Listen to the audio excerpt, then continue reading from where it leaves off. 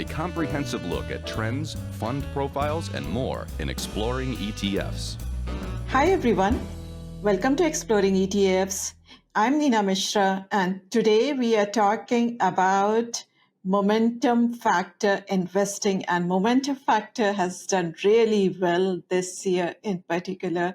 So let me share my screen and we'll start from a little bit of background about factor investing. So what is factor investing? So these factors, they are seen as drivers of excess returns.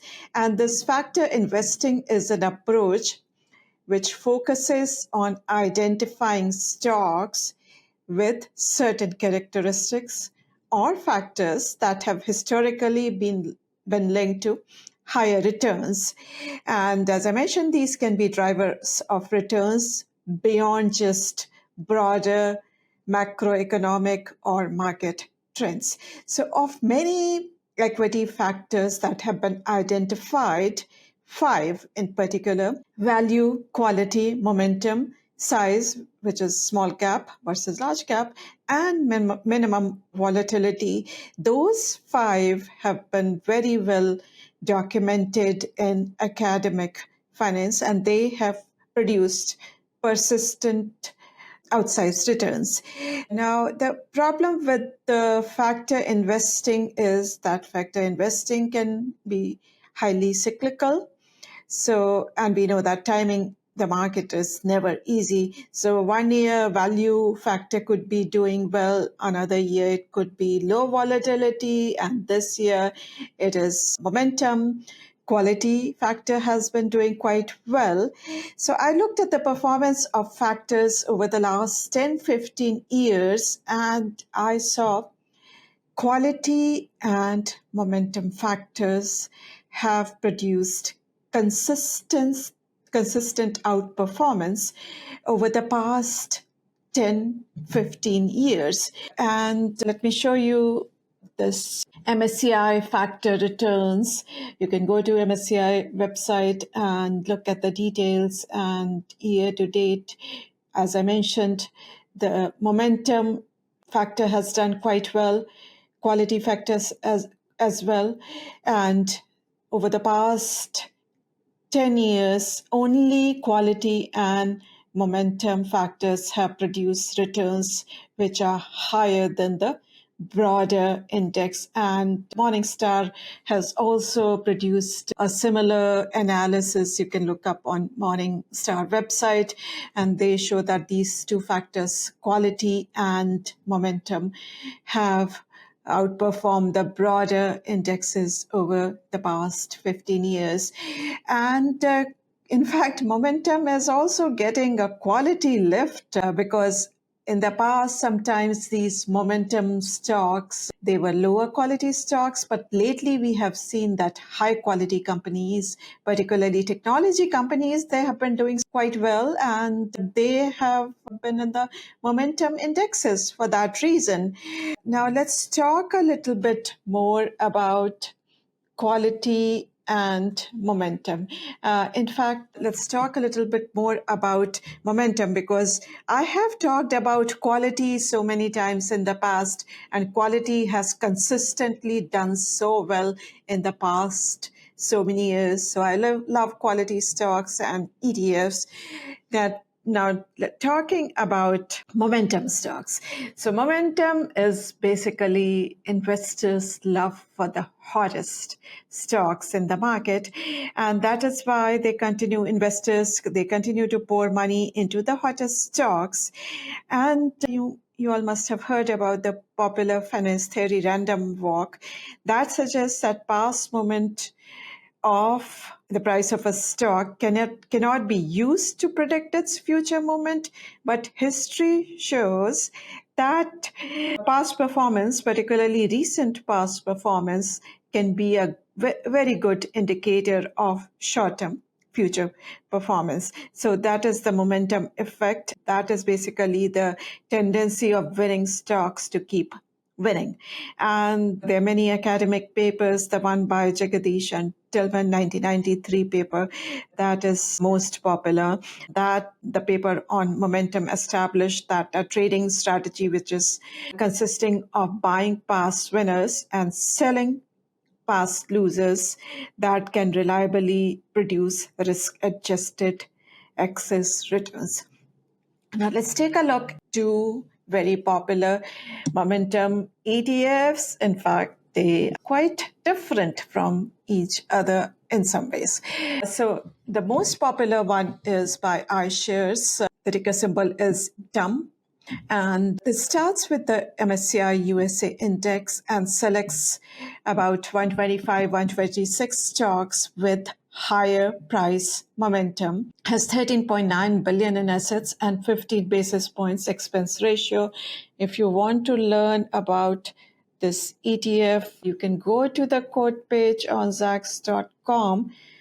Using the link, you can go to iShares webpage for this ETF. So it is up about 39% year to date. Looking at the holdings, you will see that financials, which have been doing quite well lately, these JP Morgan is the top holding in the ETF in terms of sector exposure. Also, financials account for 24%, and financials are sort of a trump trade, so that is why they have been doing so well lately. Then technology is about 23%, consumer staples about 12%.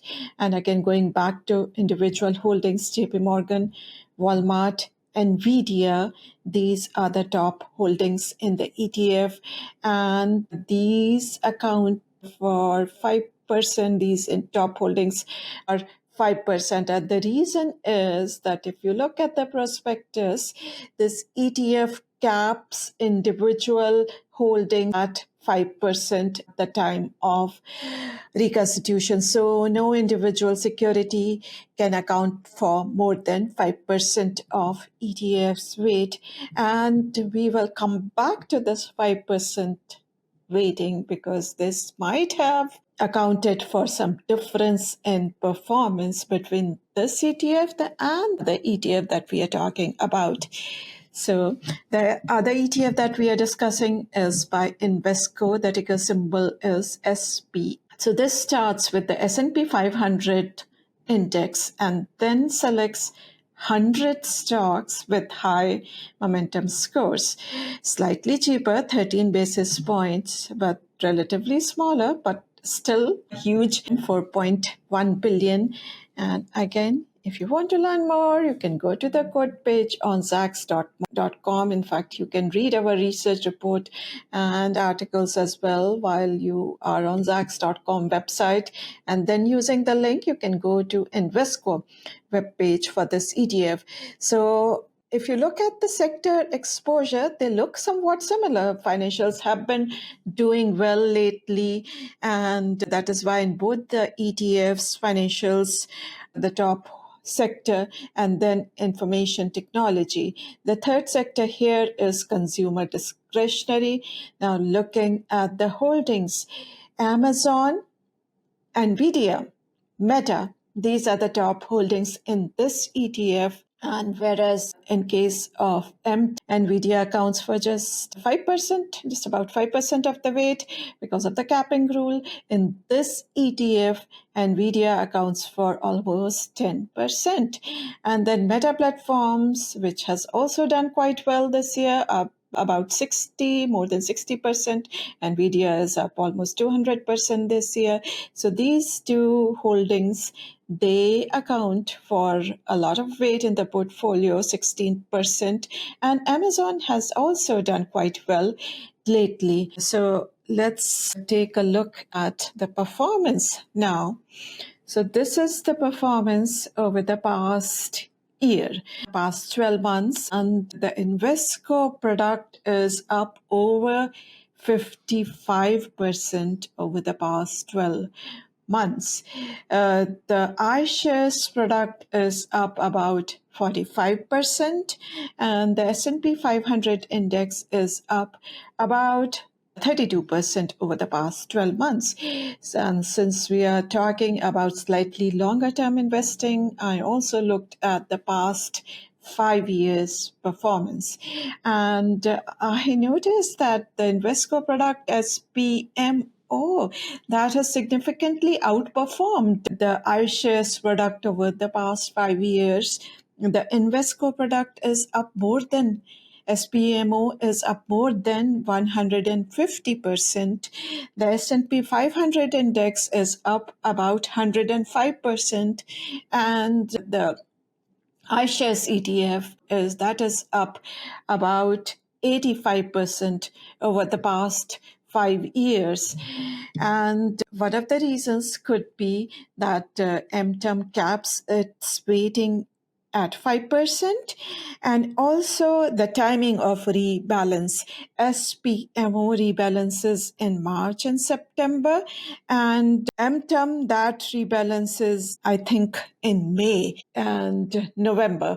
So in fact, there was an excellent Bloomberg article last year, which basically highlighted that this MTUM ETF that was trailing the S&P 500 index by most on an annual basis, and that is because it had missed the rally in Nvidia, and we added Nvidia only in May at the time of rebalancing, and that is why it had missed the rally in Nvidia and some other AI high flyers. That is the reason why it was underperforming the broader S&P 500 index.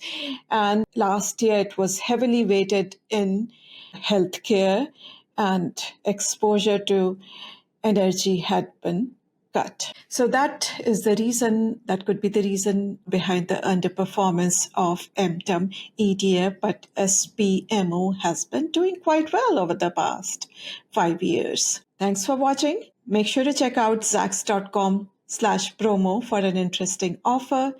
Make sure to subscribe to our YouTube video channel so that you do not miss anything. And I'll see you next week.